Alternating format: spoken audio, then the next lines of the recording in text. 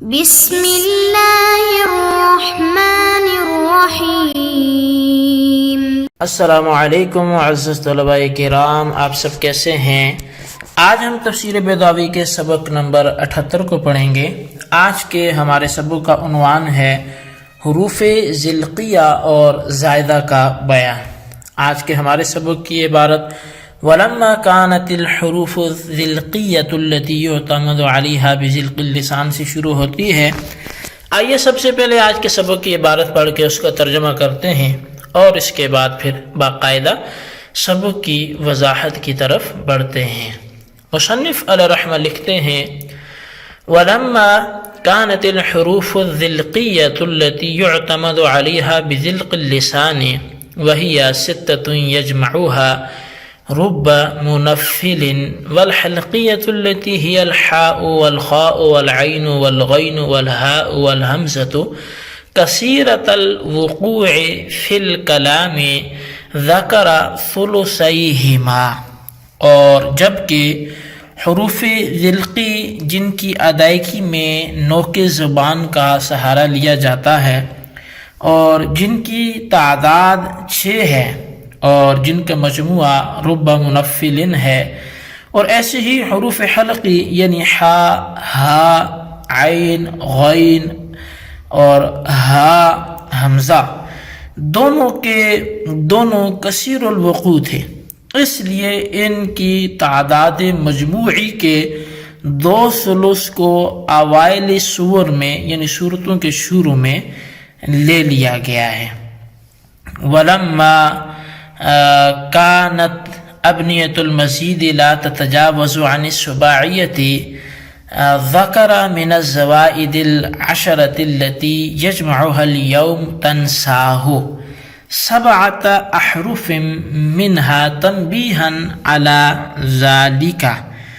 اور چونکہ مزید کا صیغہ 7 حروف سے آگے نہیں بڑھتا،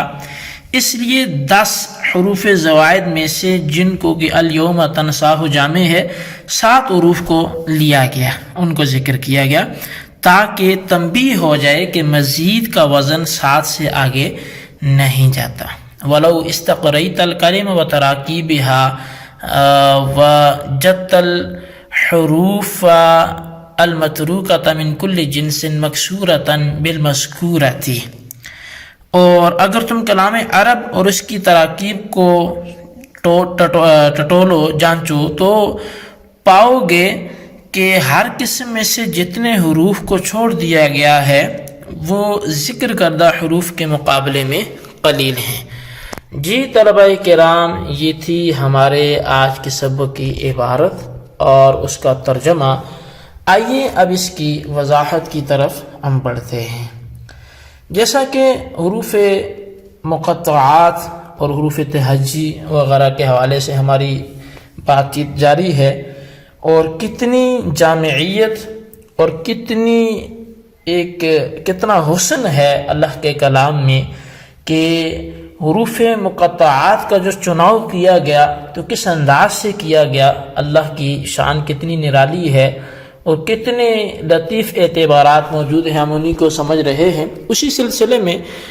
وَلَمَّا كَانَتِ الْحُرُوفُ الذِّلْقِيَّةُ سے صفات حروف کی اقسام میں سے حروف ذلقیہ اور حلقیہ بھی ہیں۔ اب حروف ذلقیہ ان حروف کو کہتے ہیں کہ جن کی ادائیگی سرعت زبان سے ہوتی ہے، یعنی زبان کی تیزی کے ساتھ ادا ہو جاتے ہیں، اور بعض لوگوں نے یہ بھی کہا ہے کہ ذلق کے معنی یہاں پر طرف کے ہیں، پس یعتمد علیہا بذلق اللسان کے معنی ہیں کہ ان حروف کی ادائیگی زبان کے کنارے سے ہوتی ہے، لیکن یہ تعریف زیادہ جو ہے وہ جامع اور واقعی نہیں ہے۔ اس کی وجہ یہ ہے کہ میم اور با اور فا یہ زبان کے کنارے سے ادا نہیں ہوتے، بلکہ ان کی ادائیگی تو ہونٹوں سے ہوتی ہے، لہٰذا اس تعریف کو درست کرنے کے واسطے بذلق اللسان او الشفت کے لفظ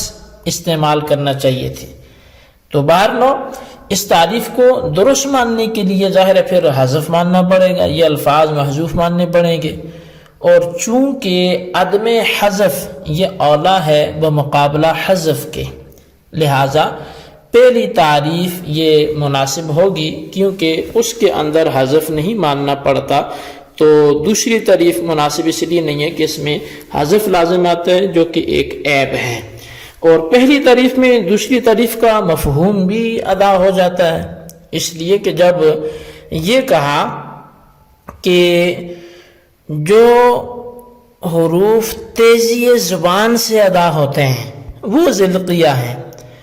اور تیزی زبان سے ادائیگی اسی وقت میں ہو سکتی ہے جب کہ زبان کے کنارے سے ہو، تو اس کے معنی یہ ہیں کہ طرف لسان کے معنی بھی اس تعریف میں ملحوظ ہیں، یعنی طرف لسان کے معنی کا اس تعریف میں لحاظ رکھا گیا ہے، اور جب طرف لسان کے معنی ملحوظ ہیں تو تعریف ثانی حاصل ہے، اور تعریف ثانی پہلی میں جب حاصل ہے تو وہ زیادہ جامع ہے، دوسرے کی الگ سے ہمیں ضرورت نہیں ہے۔ تو خیر، حروف ذلقیہ اور حلقیہ کثیر الاستعمال ہیں، اس وجہ سے ان میں سے ہر ایک کے دو ثلث کو صورتوں کے شروع میں لے لیا گیا، اور دو ثلث فواتح سور میں ذکر کر دیے گئے۔ چنانچہ